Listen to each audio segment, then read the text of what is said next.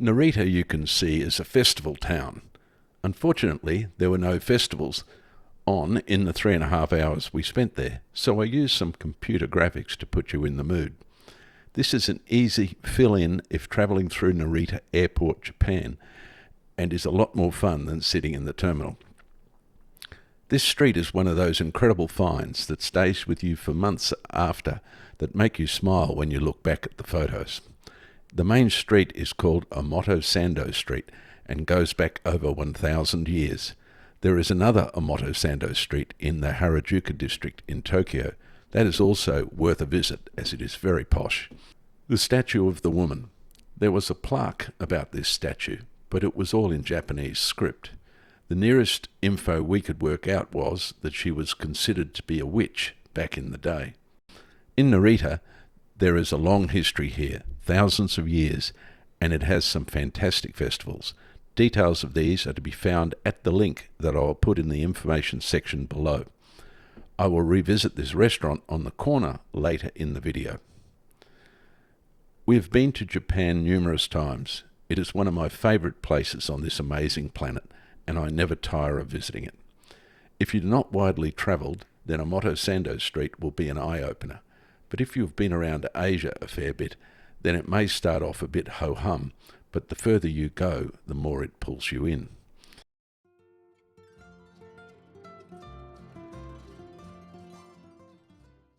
We walked downhill for almost 1.5 hours.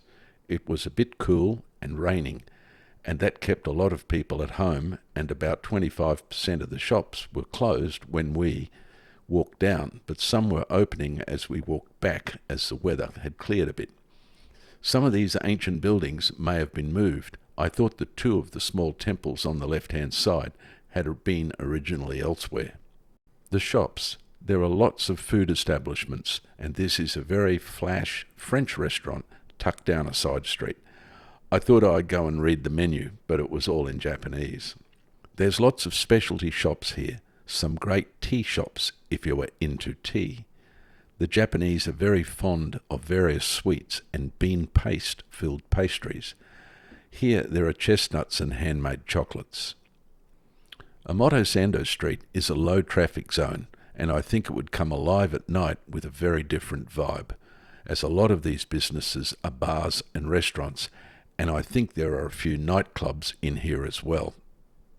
This temple on the Y in the road, I think, has been relocated here, as it has historic importance, but it sees little use.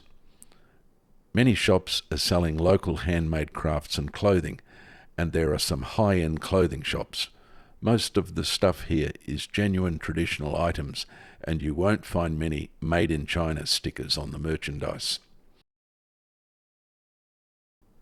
Plenty of food outlets, but I don't think I'd be attracted to a junkie's burger in a shop that advertises pets welcome.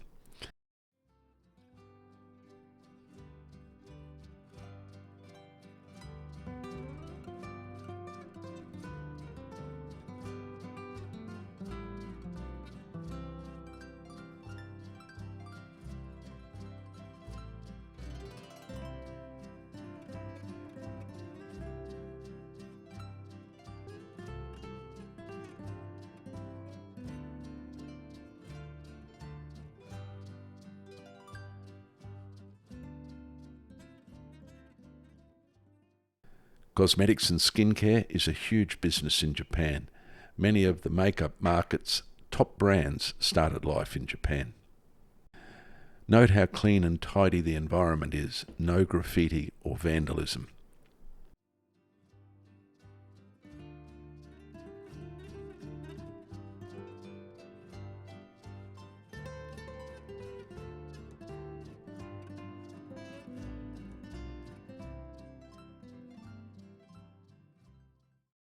Look at how ornate this building is, and I have no clue as to what they do.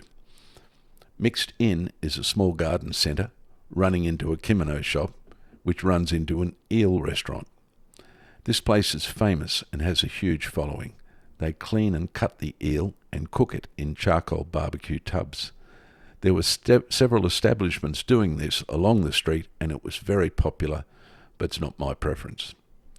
Note how the crowds are starting to build as the weather stabilised and it is approaching lunchtime. We're also approaching the star of the show, which is the Narita-san temple.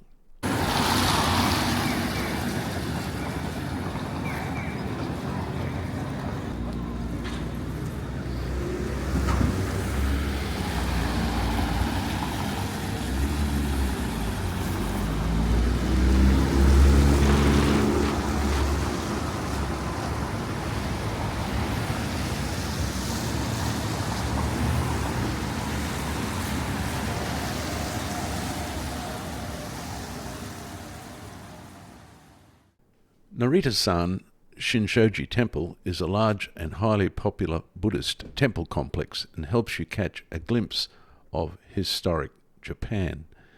This is Japan's second most visited temple, second only to the Meiji Jinju, which is in central Tokyo.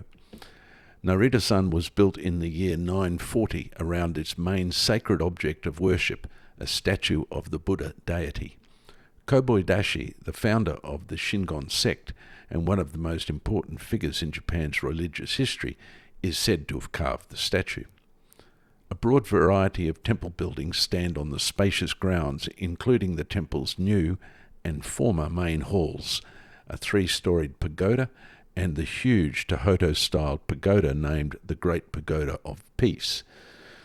There is also a pleasant park which incorporates both traditional Japanese and European elements. We spent a good amount of time here as I was interested in all the big stone plaques. I originally thought they were gravestones, but cannot find anything to confirm that as a fact. They are more likely markers of respect for past people involved with the temple. This would include large financial supporters. I was interested in all the plaques on the site's main retaining walls, as they definitely look like cremation niches, but this is not so. The gold altar is quite normal in Japanese shrines, but I could not find any explanation about this one. The huge door appeared to be made of brass.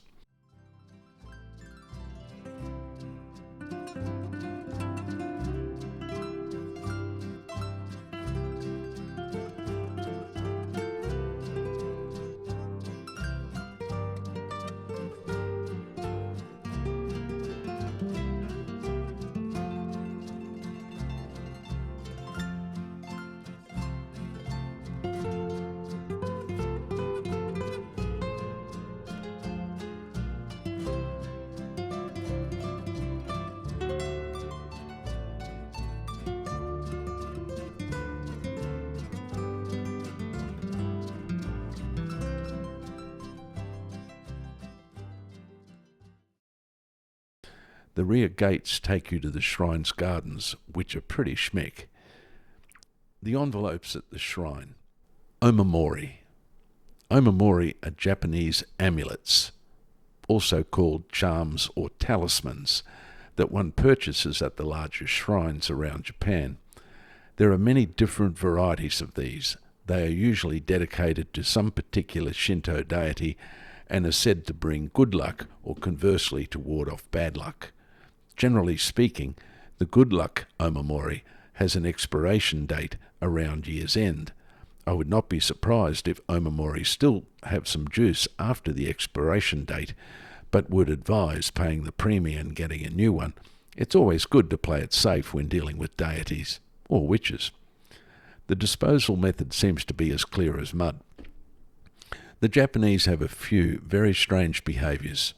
In the train station, we noticed them buying these little ball-shaped plastic Lucky Charms. I can only assume they were like fortune cookies, and we all know how reliable they are. I hope you enjoyed this visit. We had a great time filming it.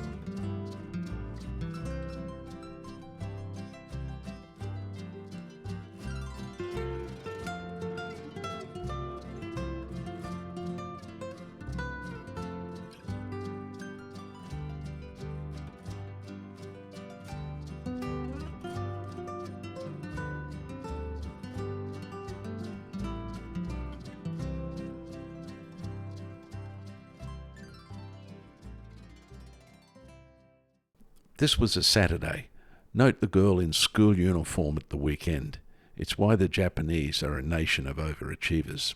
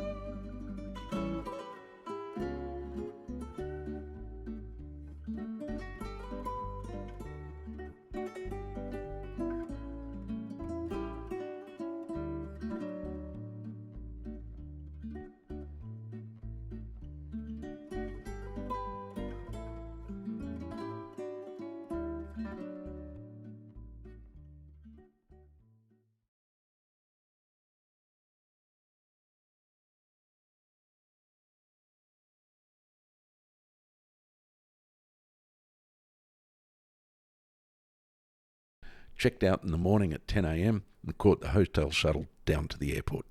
Found the luggage lockers in the lower ground floor of the terminal, so we left our luggage in the lockers. The lockers have English instructions and only work with a credit card. It is very simple.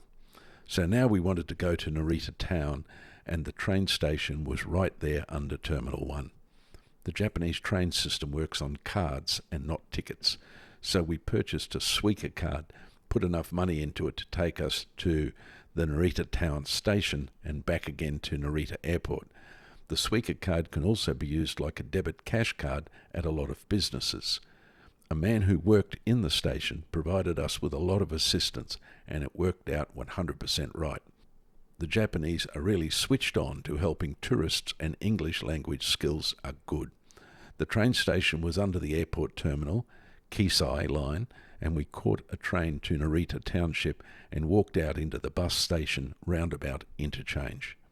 Watch point: Narita train station.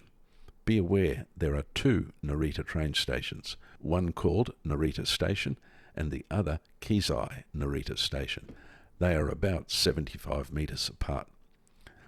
Trains run to the airport from both stations, but the schedule from Narita Kisei suited us more. Always make sure you are really on the right train and going in the right direction. Everything is foreign to you, so it is easy to get disoriented. We make a rule to always know what is the name of the first station along the correct route, so you can quickly get off and change platforms to go back if you have got on the wrong train. The signs are all in English. So you walk out of Narita station, turn immediately to the left, and you will find at the end of the terminal building a visitor information centre. The two ladies here were great help with maps and information and spoke perfect English. The street running beside the station car park is called Okonomatsu Street, and you will see a McDonald's on the intersection corner. From in front of Macca's, walk across the main cross street and plan to continue down Omotesando Street and then follow it down the hill. The restaurant on the corner in front of you as you cross the street is a yakitori restaurant, and we went there that night with some friends and had a great time. Now, before you go down Omotesando Street, go a few doors down from the restaurant and have a look at the antique shop located there. It's a great find. Now walk back uphill and turn right into Omotesando Street, and the adventure will begin. Now to how we got here. We travelled from Hong Kong to Narita and arrived very late in the day. We had pre-booked a hotel near the airport, but were not due to fly out until 6 p.m. the next day. Sitting in the club lounge for 6 hours did not appeal, so we went looking for things to do and were pleasantly surprised. Flying in, we arrived at Narita International Airport about 6 p.m, had pre-booked the Nikko Hotel at the airport, and their shuttle came and took us to the hotel. This shuttle is very frequent back and forth. There is a cheesy YouTube introduction video to the hotel. Search for Hotel Nikko Narita and go to the website, or use the link contained in the details page below. The hotel was excellent and had been recently fully renovated. Don't be misled by 10-year-old reviews in TripAdvisor. I have to question the usefulness of really old reviews that these travel sites still produce. A lot of the information on TripAdvisor is these days totally out of date, and they need to take a broom to it. As we produced travel videos, we had a look around the ground level and reception areas of the hotel, and then checked into the room, which was good. I don't get carried away with one-night stays anywhere. To me, it's just a bed and a bathroom, and this was way better than that. I had to laugh at the irony that they produce an instruction sheet on how to operate the highly confusing TV. Like the TV, the instruction sheet is only in Japanese, not much good to an English tourist. Everything was as new. The restaurant breakfast was good and included in the tariff for the night. All the staff we interacted with were excellent. Checked out in the morning at 10 a.m. and caught the hotel shuttle down to the airport.